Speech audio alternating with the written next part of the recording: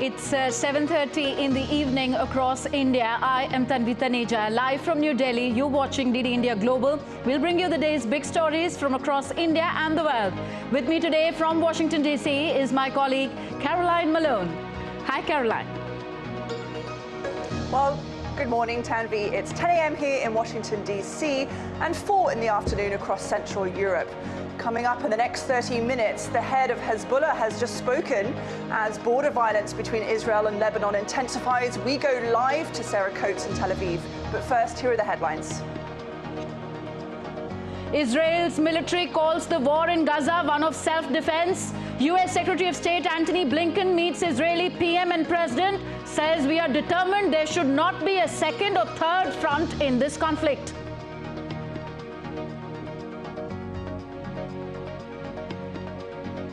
Kremlin rejects the new U.S. sanctions imposed on it over Ukraine, adds Washington would never be able to defeat Moscow.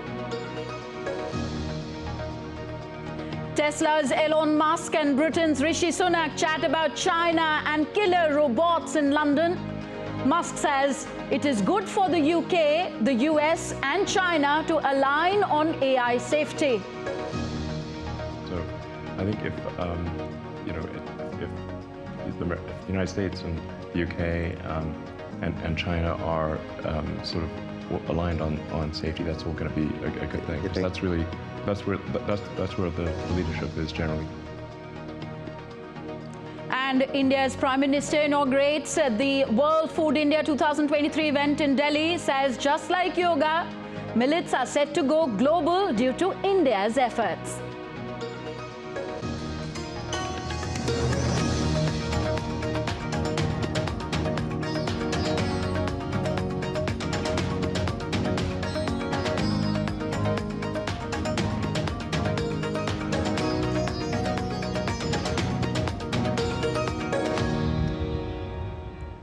So as the Israel-Hamas conflict enters its 28th day today, United States Secretary of State Antony Blinken met with Israeli Prime Minister Benjamin Netanyahu and the War Cabinet at the headquarters of Israel's Defense Ministry in Tel Aviv. Post the meeting, the U.S. Secretary of State stressed on the need to protect civilians in Palestine and said that they are working on securing the release of all hostages held by Hamas, including the Americans. Blinken also said that humanitarian pauses can be an important method in protecting civilians while helping Israel defeat Hamas. U.S. Secretary of State Antony Blinken also met Israeli President Isaac Herzog today, who reiterated that Israel acted in accordance with the rules of international law when they alerted Gazans via leaflets, calls and messages before carrying out any attacks there. 6 billion text messages and 4 million phone calls and 1.2 million pamphlets and phone calls in addition to all of that speaks for itself as we protect the civilians moving out to safe zone, giving them the right and necessary humanitarian aid, and enabling ourselves to defend ourselves. So the Israeli military today released videos that showed Israeli forces uncovering and destroying tunnels that belong to the Hamas militant group in the Gaza Strip.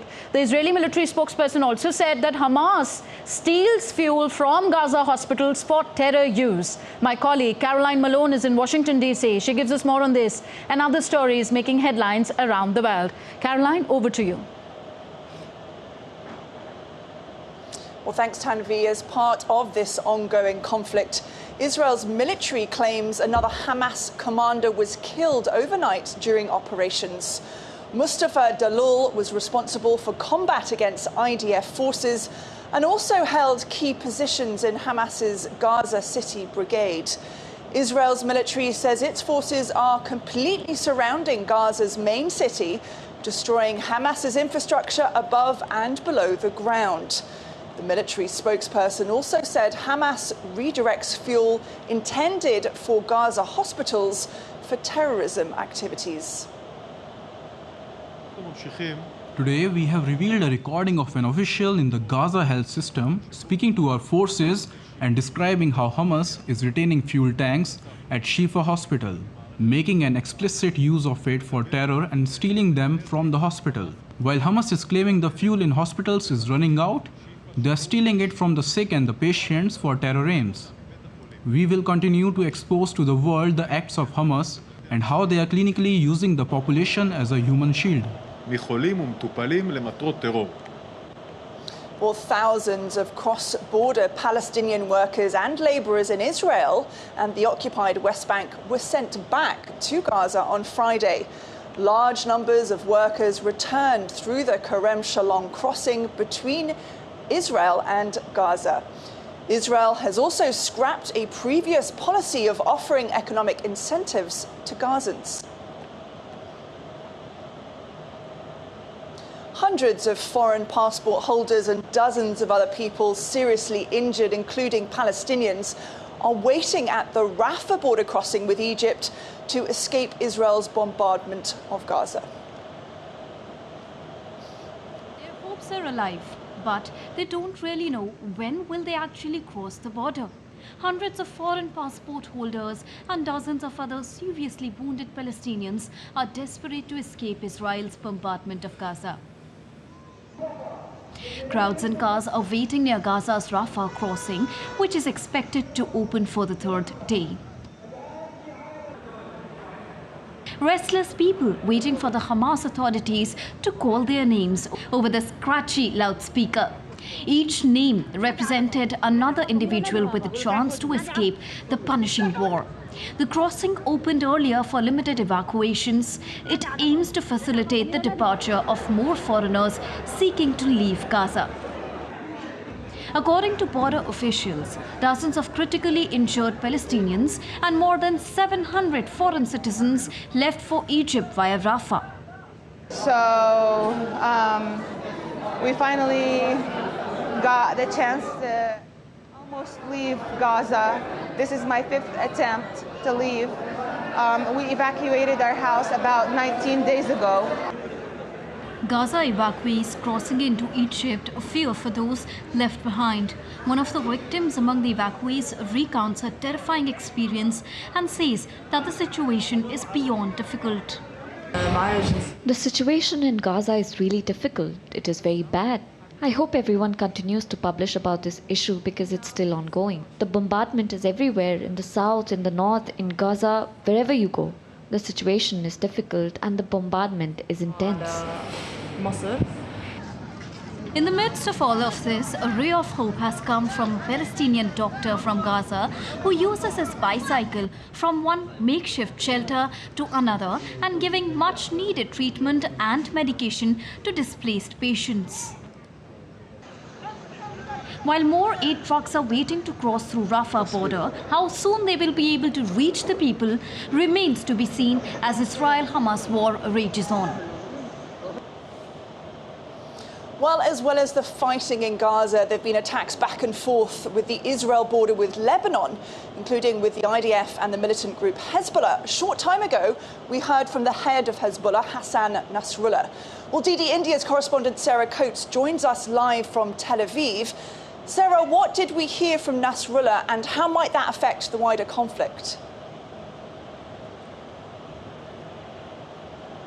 Hello, Caroline. Well, look, he is still speaking there in Lebanon, a speech that is being watched very anxiously right around the world, including here in Israel. Still no indication of where this may go, but I'll bring you a few key takeaways from that speech as it is happening right now. He says that Hezbollah has been escalating its operations by the day and forcing Israel to keep its troops on the northern border there with Lebanon rather than in the south in the Gaza border.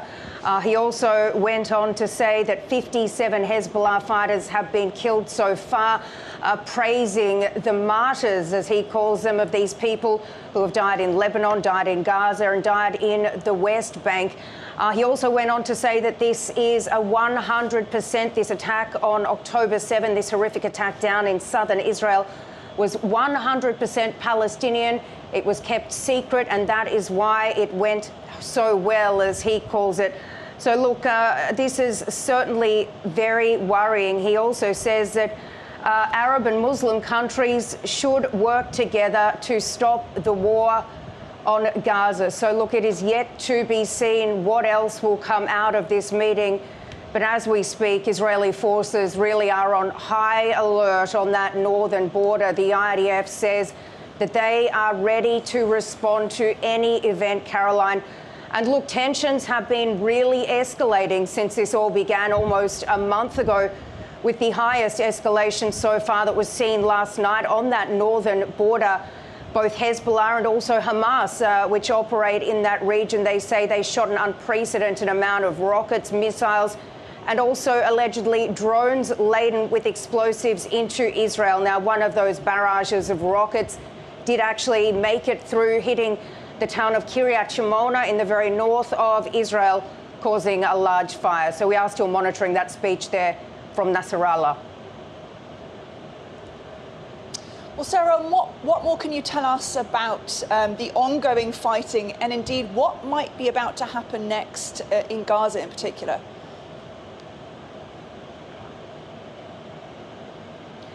Well, look, the fighting is heavy, it is rough, and there are many casualties, both on the Israeli side and also within the ranks of Hamas. We can tell you that over the last hour, the IDF, the military, has come out to say that 24 Israeli soldiers have so far been killed during this ground incursion, which began last Tuesday, that number going up by one.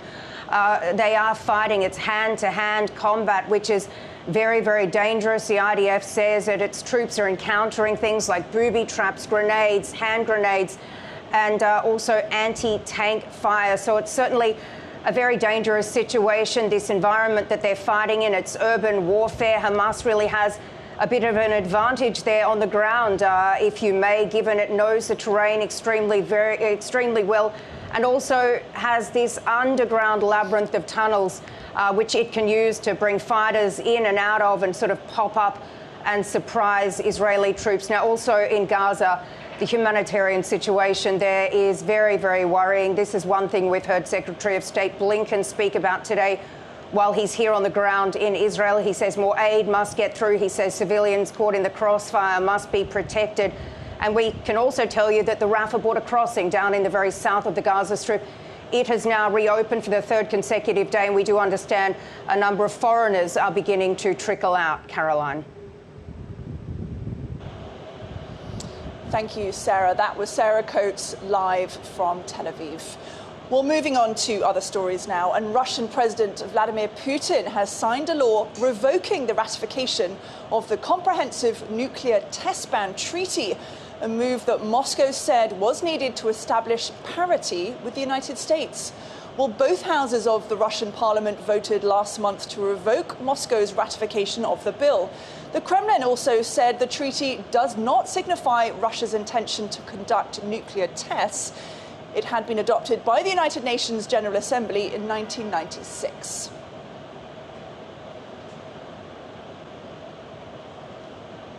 The Biden administration has announced a new range of sanctions on more than 100 Russian entities over the war in Ukraine.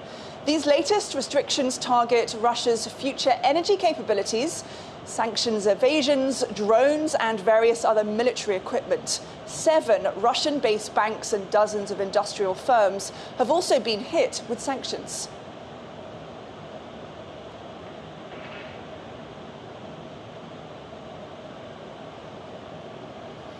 Well, in response, Russia has dismissed these sanctions, saying that the United States would never be able to defeat Moscow. Kremlin also said that Russia had by now learned to adapt to Western sanctions.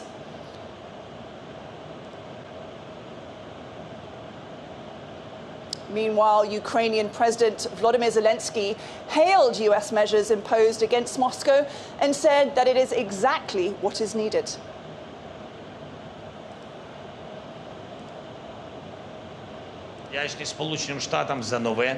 Grateful to the United States for a new and very powerful sanction decision. More than 220 Russian and not only Russian entities that working for aggression are now under US sanctions. This is what is needed. Critical sectors of the economy for the aggressor, sensitive schemes for terrorists, and every sanction decision must work in full, so that there is no chance for Russia to bypass the sanctions. The power of sanctions is the power of the world. We constantly communicate with our partners for this purpose. The united world must only become stronger. Доповідь про роботу нашого морського експортного коридору. Well, Russian drones hit civilian targets early on Friday near Ukraine's Kharkiv region. Officials said the attacks targeted civilian infrastructure in the city in Ukraine's northeast and also struck a civilian local area. Video footage and images released by the National Police of Ukraine show a building on fire with rising clouds of smoke and debris on the ground. However, no casualties have been reported yet. The Ukrainian military conducted river-crossing drills in Chernihiv region, bordering both Belarus and Russia. The servicemen taking part in the drill said that the most dangerous things they've encountered during their work are the enemy drones. Sam Bankman-Fried, the founder of the cryptocurrency exchange firm FTX, has been found guilty by a New York jury of 7 counts of fraud, embezzlement and criminal conspiracy at the end of a month-long trial. Bankman-Fried was arrested last year after his firm went bankrupt. Some of the closest associates testified that he was key to all decisions that saw $8 billion vanish from the trading platform. Fried's defense lawyers, who objected to several rulings, are expected to appeal against this verdict. Well, that's it from me here in Washington. Back to you in the studio, Tanvi. Thank you, Caroline. Caroline Malone joining us all the way from Washington, D.C. You're watching DD India Global, still to come on the show. India and Italy sign a mobility and migration pact after foreign minister level talks in Rome. And Britain's King Charles and Queen Camilla bid farewell to Kenya after a 4-day state visit.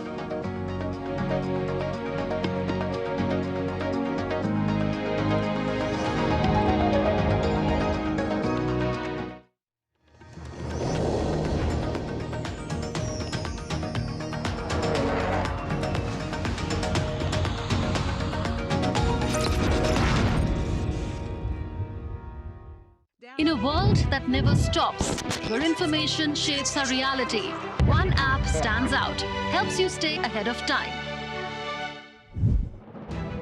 Introducing the DD India app, your gateway to a world of news right at your fingertips.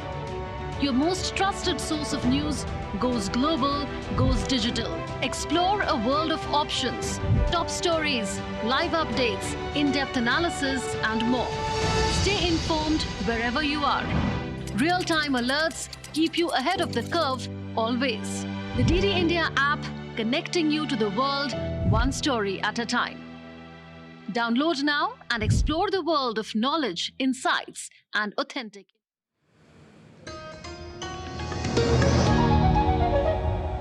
Welcome back. You're watching DD India Global. I am Tanvi Taneja. Indian Prime Minister Narendra Modi inaugurated the second edition of the mega food event World Food India 2023 in capital New Delhi today. The Indian Ministry of Food Processing has curated a pavilion at the exhibition centre in Bharat Mandapam, the venue of the event, showcasing the technological advancement of the food industry of India. Our correspondent Dibyendu Mondal has filed this report. Food India Conclave in New Delhi. We are with the mascot for the event called Millet, the probot. This year, you know, millet has been one of the center of the food industry here in India, as Prime Minister Narendra Modi has spoken about how millet is becoming the Shri Anna, or in fact the superfood of the generation. The United Nations have also announced 2023 as the year of millets. Here at the World Food India Conclave, you see this is the pavilion set up by the Ministry of Food Processing and Industries by the government government of India. And here millets as well as next generation food processings and how agriculture as well as different methods of food processing can be advanced through technology is being showcased here at this pavilion. This morning, Prime Minister Narendra Modi also visited and interacted with several stakeholders here at this pavilion by the Ministry of Food Processing and Industries by the Government of India. Also, interestingly, they have also curated a food table, a VR experience, how foods are produced and processed, basically from farm to plate. They have showcased through VR experiences. Not only this, even 3D printing of food items by a university of southern India is being showcased here at this pavilion by the ministry. The aim of this conclave, which is the World Food India, is to showcase to the world that India is a growing superpower, a superpower that will be using technology not only in other sectors but also in the sectors of food processing as well as in the farm sector in the coming years. With camera person Jagmohan, this is Dibyendu Mondal from New Delhi for DD India.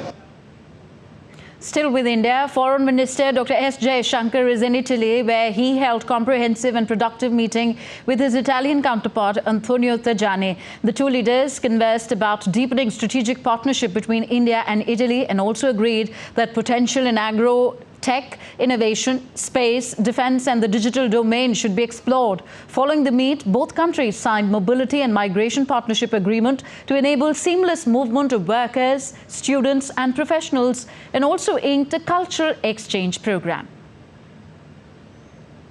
I'm very pleased, like you, that we have the opportunity to sign two very important agreements, one on mobility and migration, and the other one on cultural exchanges.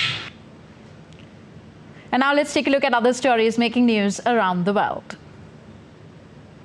Firefighters rescued 4 tourists trapped in cars after flooding hit a city in northern Italy. Heavy rains and strong winds battered Friuli and Venezia Giulia and Veneto northern regions, where Italy's Civil Protection Agency issued a high alert red code.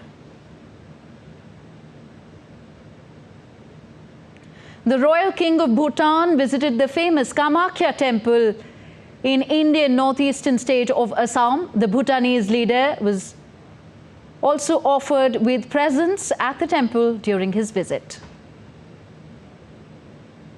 Britain's King Charles and Queen Camilla on Friday bid farewell to Kenya after a 4-day visit to the country. Kenya's President William Ruto and the First Lady Rachel Ruto accompanied the royal couple to the airport. The visit focused on the UK and Kenya's close cooperation on economic development, climate change and security issues.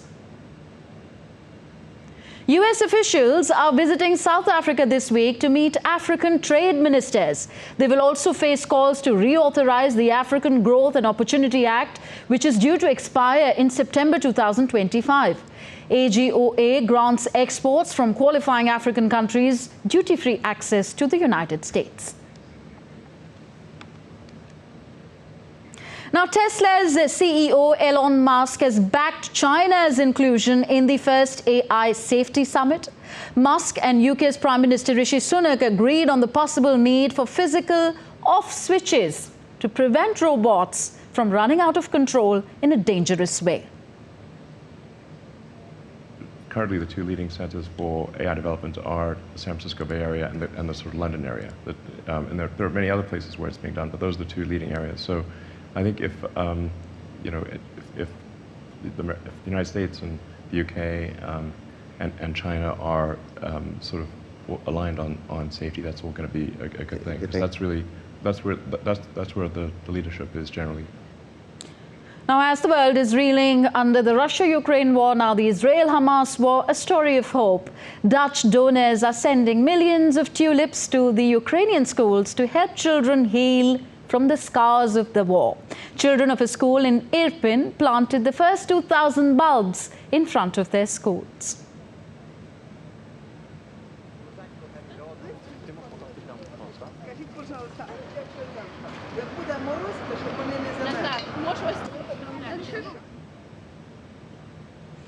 And with that, we wind up this edition of DD India Global. Do let us know your thoughts on the news of the day. You can connect with us on Facebook, X, formerly Twitter, and Instagram at DD India Live. You can also find us online at ddindia.co.in. We will be back with more news as it breaks here on DD India. I'm Tanvi Taneja from my entire team in New Delhi. Thanks for watching. Namaskar.